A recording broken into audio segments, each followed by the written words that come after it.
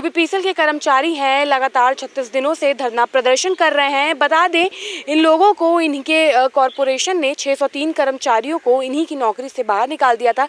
लगातार हम इनकी खबरें आपको दिखा रहे हैं। इतने दिनों से आप लोग यहाँ बैठकर धरना प्रदर्शन कर रहे हैं, कहाँ तक बात पहुँची है और किस हद तक कार्रवाई हुई है? हालांकि ऊर्जा मंत्री जी से बात तो हो गई है, क्या उसके बाद भी कोई बात हुई है? नहीं मैडम, ऊर्जा मंत्री जी से जो बात हुई थी उसके बाद उन्होंने आश्वासन दिया था कि हम पर बहुत, चूँकि यह प्रकरण उनके संज्ञान में है और बहुत जल्द हम पर जो है कार्रवाई होगी, लेकिन अभी तक हम पर कोई कार्रवाई होती अभी तक नज़र आ नहीं रही है, क्योंकि अभी तक हमारे समायोजन के संदर्भ में कोई भी शासन स्तरीय या कॉरपोरेशन स्तर से कोई ऐसी पहल नहीं की गई जिससे यह माना जा सके कि हमारा समायोजन बहुत जल्दी होने वाला है। क्योंकि माननीय ऊर्जा मंत्री ने जो आश्वासन दिया था वो एक आश्वासन मात्र ही होता नज़र आ रहा है, क्योंकि आगे आने वाली, जैसा कि हम लोगों को कोचिंग कोच यूट्यूब के जो कोचिंग चैनल हैं उनके माध्यम से पता लगा है कि वो हमारे जो रिक्त पद थे 822 उनको जो है अध्याचन निकालने वाले, उनको वापस से कॉरपोरेशन में एक फ्रेश वैकेंसी के रूप में निकालने वाले हैं। अगर वो ख़त्म हो जाएंगे तो फिर हमारा जो है अस्तित्व ही ख़त्म हो जाएगा, क्योंकि हम लोग जिस मांग के लिए लड़ रहे हैं, जिस बात के लिए हम लोग गुहार उठा रहे हैं, उसी को अगर ऊर्जा मंत्री संज्ञान में नहीं लेंगे तो आज हमारे पास में जो है मर जाने के अलावा और कोई विकल्प नहीं बचेगा इस नौकरी के खातिर, क्योंकि हमारे परिवार जो है बिल्कुल सड़क पे आ चुके हैं। क्या कहेंगे सर, अब तो ऊर्जा मंत्री जी से बात भी हो गई है, उसके बाद भी अभी कोई कार्रवाई होती नज़र नहीं आ रही है, तो क्या उम्मीदें हैं? जी मैम, उम्मीद तो है, क्योंकि उन्होंने एमडी साहब को निर्देशित किया था इस चीज़ के लिए कि भाई इनके पॉइंटों को ध्यान में रखते हुए जो है इन पर कार्रवाई करो, देखो, कोशिश करो अगर कुछ हो सकता हो तो। लेकिन एक उम्मीद तो है, लेकिन आश्वासन के जरिए पेट नहीं भरा जा सकता हमारे परिवार का। तो हम चाहते हैं कि जल्द से जल्द सुप्रीम कोर्ट के आदेश के अनुपालन में अगर समायोजन हो जाए तो हम मानेंगे कि हाँ भाई इस मंत्री जी ने या फिर जो है आयोग ने, विभाग ने कुछ किया हमारे लिए। और भी लोग हैं, उनसे भी बात करेंगे। क्या लगता है आपको कि अब आश्वासन तो मिल चुका है, लेकिन कब तक कार्रवाई होगी, कितनी उम्मीदें हैं? देखिए, आश्वासन मात्र आश्वासन है, क्योंकि जब हम लोग मिलने जाते हैं तो बस किसी तरीके से पीछा छुड़ाने के लिए आश्वासन दे दिया जाता है, या फिर कॉरपोरेशन के किसी अधिकारी के पास हम लोगों को भेज दिया जाता है कि आप जाएं और हमारा नाम लेकर के उनसे बात कर लें। कॉरपोरेशन जो निर्णय ले चुका है, बार बार वो उसी पे अडिग रहता है कि भाई हमने जो निर्णय ले लिया है वो सही है, अगर आपको लगता है ये निर्णय गलत है तो आप कोर्ट जाइए। अब प्रश्न ये बनता है कि माननीय सुप्रीम कोर्ट ने सहानुभूति का हवाला देते हुए और हमारी 3 साल की सेवा और प्रथम वरीयता चयन सूची में होने को एक कारक मानते हुए सहानुभूति पूर्वक विचार करते हुए रिक्तियों में समायोजन करने की बात कही थी। लेकिन ये उससे बिरक जा करके इन्होंने जो है अधिकतम आयु सीमा में छूट देने का एक प्रावधान लागू किया, जो कहीं नियमावली में नहीं है। आप लोग भी कभी छात्र रहे होंगे, कभी अभ्यर्थी के रूप में कहीं ना कहीं आप लोगों ने एग्ज़ाम दिया होगा, तो जो एक संविधान बना हुआ है कि पिछड़ी जातियों के अभ्यर्थियों को इतने साल की छूट या SC ST अभ्यर्थियों को इतने साल की छूट, तो ये एक अलग से कहाँ से छूट का प्रावधान आया, आज तक उनके पास कोई नियमावली नहीं है। जब हम हमारे समायोजन की बात आती है तो ये कहते हैं हमारे पास समायोजन का लॉ नहीं है।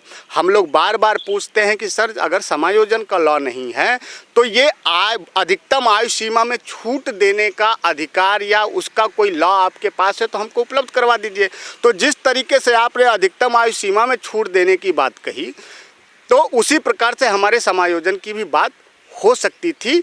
नियम ज़रूरत पड़ने पर बनाए जाते हैं, हटाए जाते हैं, संशोधित किए जाते हैं, लेकिन इनका अड़ियल रवैया है हमारे प्रति और उसी का खामियाजा आज हम लोग भोग रहे हैं कॉरपोरेशन के। और इस संबंध में मैं माननीय ऊर्जा मंत्री जी को आपके चैनल के माध्यम से सिर्फ इतना कहना चाहूँगा कि अगर उनको निर्णय लेना है तो वो अपने प्रदत्त शक्तियों का प्रयोग करते हुए हमारे समायोजन के लिए स्पष्टता आदेश करे। आश्वासन नहीं, कॉरपोरेशन नहीं करेगा, ये तय है।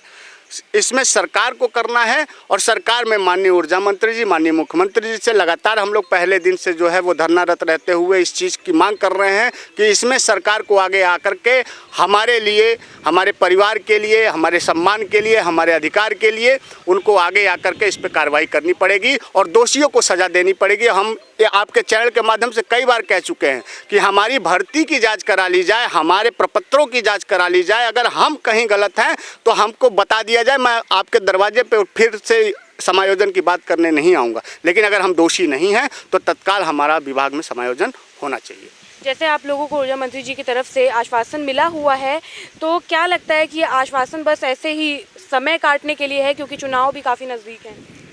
माननीय मुख्यमंत्री जी योगी आदित्यनाथ जी को भी इस विषय में संज्ञान है और माननीय ऊर्जा मंत्री जी को भी संज्ञान है।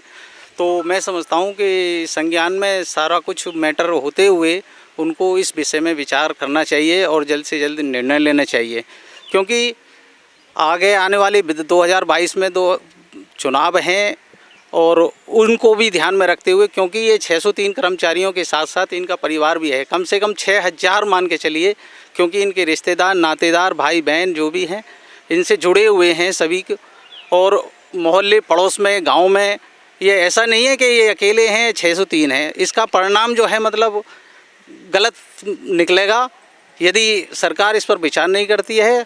और सरकार एक तरफ ये कहती है कि बेटी पढ़ाओ बेटी बचाओ, तो उसका भी पालन नहीं हो पा रहा। मेरे भी 2 बेटियां हैं और ना ही मैं उनका भरण पोषण कर पा रहा हूं और ना ही उनको शिक्षा अच्छी दे पा रहा हूं। बड़ी दयनीय स्थिति बनी हुई है। और हमारे जो साथियों ने कहा है कि हम एक समय भोजन करके जो है अपने समय को व्यतीत कर रहे हैं, पानी पी करके व्यतीत कर रहे हैं, ये सत्य बात है। आज हमारा 36वां दिन जो है धरने के लिए है। सरकार का या पावर कॉरपोरेशन का कोई भी प्रतिनिधि हमारी सुनने के लिए नहीं आया है। मैं बार बार हमारे बच्चों के प्रति सहानुभूति रखते हुए, हमारे परिवार के प्रति सहानुभूति रखते हुए माननीय मुख्यमंत्री जी से मैं निवेदन करूंगा बार बार कि वो हमारे प्रकरण को संज्ञान में लेते हुए हमारे समायोजन का जो रास्ता है उसको निकाल करके साफ करें और हमें समायोजन का हमें यथास्थान पर पहुंचाएं।